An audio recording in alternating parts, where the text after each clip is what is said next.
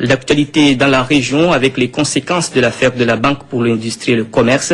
Après l'arrêt rendu par la Cour d'appel de Moroni confirmant la condamnation de la banque, le président Sambi est monté au créneau pour dénoncer la corruption des juges et révéler la mise sur écoute des magistrats et avocats chargés de ce dossier.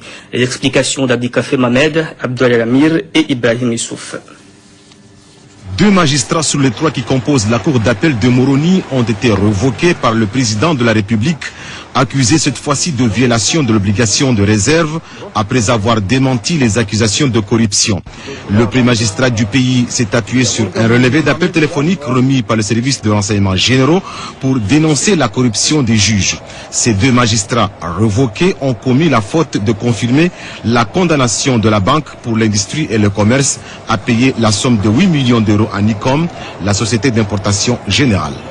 Le rapport sur la base duquel le président a pris sa décision, que je ne commenterai pas, m'a été remis avec la synthèse de toutes les communications qui ont été échangées entre certaines personnes, y compris avec les magistrats qui l'ont révoqué. Eh bien, évidemment, il vaut mieux chercher la vérité là où il se trouve. Donc, à mon niveau, je vais ouvrir une information, une enquête judiciaire pour savoir là où se trouve la réalité. J'ai un rapport, j'ai une synthèse de communication, mais je vais savoir plus. Il faut qu'on sache si on peut établir réellement les faits de corruption. Le parquet ouvre une information judiciaire pour déterminer l'effet de corruption pour pouvoir examiner la demande de la révision du procès. Dans cet imbroglio juridique, le gérant de la société Nicom, Chemir Kamoula, a été placé en détention, rattrapé pour autre chose, la fraude fiscale, rendant encore difficile la conduite de cette affaire.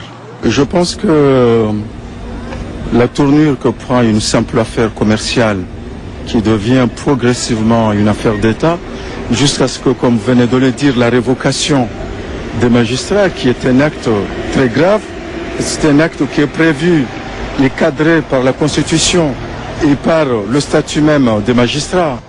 Sur les 5 arrêts rendus en 2 ans en faveur de la société d'importation générale, aucun n'a été exécuté aux Comores. Les avocats de la société Nicom ont saisi un juge parisien qui a ordonné en premier temps la saisie des comptes de la BIC en France. Munis aujourd'hui de l'arrêt de la Cour d'appel, les avocats n'attendent que son exécution pour toucher la première tranche de 2 millions d'euros sur le 8 millions accordés à Nicom à titre d'indemnisation. Également dans l'actualité, Miss France 2008, Valérie Beg, menacée de perdre sa